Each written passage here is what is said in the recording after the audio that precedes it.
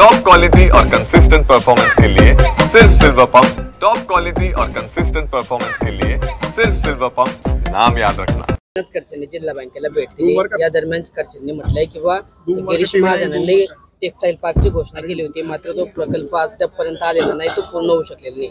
बरं, माझं मी बघेल म्हणा, काय करायचं काय नाही, तुम्ही तुमचं बघा काय करायचं म्हणा। त्यांनी पण म्हटलं की तीन मंत्री आहेत कॅबिनेट मध्ये, केंद्रीय मंत्री असताना एक प्रकल्प जळगाव जिल्ह्यात आणू शकत नाही। बरं ठीक आहे म्हणा, आम्ही आमचं बघू, तुम्ही तुमचं बघा म्हणा काय असेल तर। त्यांनी म्हटलं की आमची काळजी करू नका म्हणा तुम्ही। फोन केलता, पण जो कारखाना आहे जामनेरचा तो सुद्धा त्यांनी तयार करायच्या आधीच ते जागा विकायला काढली असं त्यांचं म्हणणं आहे। माझ्याकडे नाही जातो, ईश्वर बाबूजी जैन त्यांच्याकडेच येतो, काँग्रेसचाच होता तो आधीपासून, त्यांच्याकडेच होतो। मी काहीतरी प्रशासक नाही, माझ्याकडे कुठं त्याचं काही तिथलं शेअर नाही काही। त्यांनी म्हटलं की 31 तारखेला त्याची बैठक आहे आणि 31 तारखेला काय त्याची निलावाची प्रक्रिया होणार आहे असं असेल ना, होईल। तो कारखाना कुठे आहेच, कुठे तो काँग्रेसचाच कारखाना होता सुरुवातीपासून, माझा काडीचा संबंध नव्हता तिथे। ठीक आहे म्हणा, तुमच्या मतदारसंघात तुम्ही पण आमच्या मतदारसंघात मी बघू म्हणा, आमच्याकडे बरोबर चाललंय म्हणा सगळं। सहकार मंत्री आज जळगाव जिल्ह्याच्या दौऱ्यावर होते, त्यांनी भाषणामध्ये बोलले की हे अजित पवार जे आहे मुख्यमंत्री होणार आहे। शुभेच्छा आहेत आमच्या। अजून राज्यामध्ये संपला राज्यामध्ये आता ते म्हणतात मुख्यमंत्री होणार, तर शुभेच्छा, तर आम्ही काय सांगणार त्यांना? अरे ते कसे होतात काय तरी बघतील, पण आमच्या शुभेच्छा तर होणार असेल। देवेंद्र फडणवीसांनी शरद पवारांचं कौतुक केलेलं आहे की शरद पवार जय पराजयाचा विचार करत नाही, ते सातत्याने काम करतात असं मुख्यमंत्री देवेंद्र फडणवीस म्हटलेले आहे आणि कौतुक केलंय पवारांचं। चांगलं आहे ना, काय वाईट आहे? आमचे मुख्यमंत्री दिलदार आहेत, त्यांनी त्यांचं कौतुक केलं, वाईट काय? 2019 मध्ये उद्धव ठाकरेंनी गद्दारी केली, त्यामुळे आम्हाला हा निर्णय घ्यावा लागला असंही देवेंद्र फडणवीस म्हटलेलं आहे। राजकारणामध्ये जिवंत राहण्यासाठी काही ना काही करावं लागतं। कुठला निर्णय? उद्धव ठाकरेंनी तो धोका दिला होता आम्हाला। बरोबर आहे, मी साक्षीदार आहे त्या सगळ्या गोष्टींचा, पहिल्या दिवसापासून, पहिल्या मिनिटापासून, निकाल लागल्याबरोबर। खरं आहे, युतीमध्ये सोबत आम्ही निवडणूक लढवली, आमचं बहुमत आलं आणि हे काँग्रेसच्या मांडीवर जाऊन बसून गेलेत, पवारसाहेबांच्या मांडीवर जाऊन बसून गेलेत। त्यामुळे गद्दारी उद्धव ठाकरेंनीच त्यावेळेला केली, आम्ही नाही केली। म्हणजे त्यांच्या किती जागाला निवडून, त्यांच्या 50 जागा त्या ठिकाणी निवडून आल्या नेहमी। आमच्या त्या ठिकाणी 100च्या वर जागा निवडून आल्यात आणि अशा परिस्थितीमध्ये ते सोडून गेलेत, तर चूक कोणाची आहे?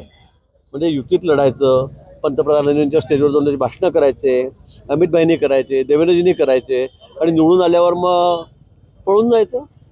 त्यामुळे त्यांना जो धडा शिकवला गेला तो बराच चांगलाच झाला। संजय राऊत 2 दिवस जळगाव दौऱ्यावर आहे, त्यांना जबाबदारी देण्यात आली आहे आगामी स्थानिक सर, त्यांना शुभेच्छा आहेत, त्यांनी जोरात तयारी करावी। महापालिका आहे, जिल्हा परिषद आहे, जोरात तयारी करावी त्यांनी, माझ्या शुभेच्छा आहेत त्यांना। निवडणुकीची जिंकायची, आता निवडणूक जिंकायची जबाबदारी जळगाव जिल्ह्यामध्ये त्यांच्याकडे दिलेली आहे, त्यांनी यावं, जोरात तयारी करावी। आपण निर्णय लागल्यावर भेटू।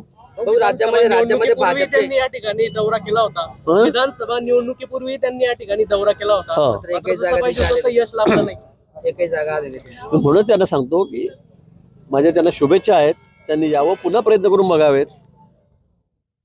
राज्यामध्ये भाजप जे आहे ह्या निवडणुका ज्या आहेत स्वबळावर लढण्याची तयारी करत आहे आणि त्याची चाचपणी करण्यासाठी अमित शहा महाराष्ट्राच्या दौऱ्यावर होती, अशी चर्चा सुरू आहे। आता याला काय म्हणावं, अमित भाई येतो एवढ्यासाठी, छोट्या गोष्टीसाठी या ठिकाणी येत असतील तर मला तर तुमच्याशी काय बोला मला हे कळत नाही। अमित भाई कशाला येतील? सोहळ्यावर लढायचं का युतीत लढायचं? हे त्याला तिथे बसून कळतं ना, तिथे याची गरज नाही। तिथे नागपूरला आल्यावर कळणार आहे का त्यांना की कशावर लढतो आपण म्हणून? त्या नांदेडला गेल्यावर कळणार आहे? मला वाटतं ह्या अशा कपोलकल्पित गोष्टी आहे, त्यांचा दौरा रेग्युलर तसा असतोच, प्रत्येक पूर्ण देशामध्ये ते प्रत्येक राज्यामध्ये फिरत असतात। हा निर्णय इथला असेल, पण आम्ही सांगितलेलं आहे, देवेंद्रजी सांगितलेलं आहे, बावनकुळे साहेबांनी सांगितलं आहे की आम्ही या ठिकाणी महायुतीतच लढणार आहोत।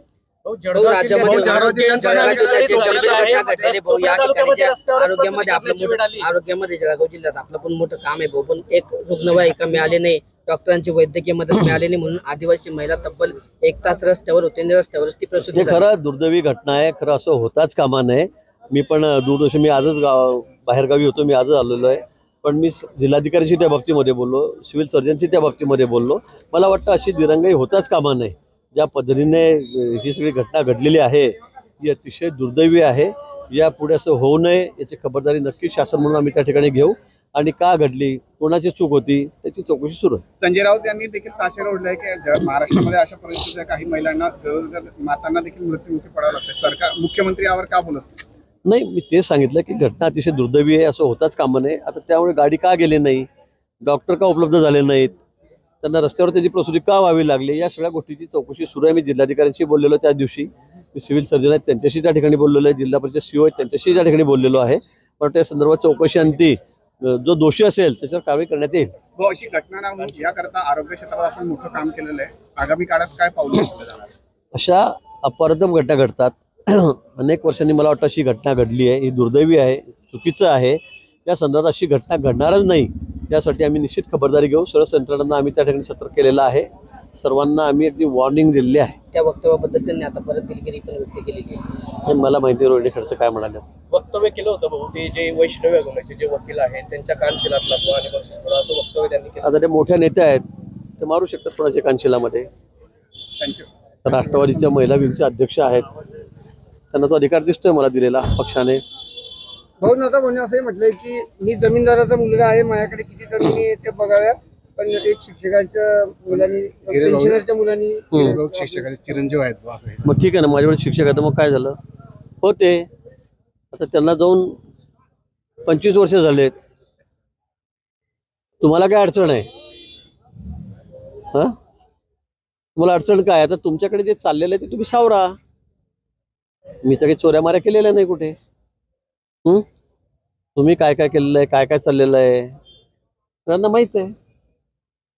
मुक्ताईनगरच्या जागेसंदर्भात तुम्ही जे बोलले होते माझ्याकडे पुरावे, तसंच त्यांचं म्हणणं आहे की जामनेरला जो महामार्ग होणार आहे भविष्यामध्ये त्यासाठी पण तुम्ही जागा घेतली. कोणी मी असे धंदे करतात नाही महामार्गाच्या मुरुम चोराच्या गोष्टी, महामार्गावर जागा घ्यायच्या गोष्टी एखादं दाखवावं.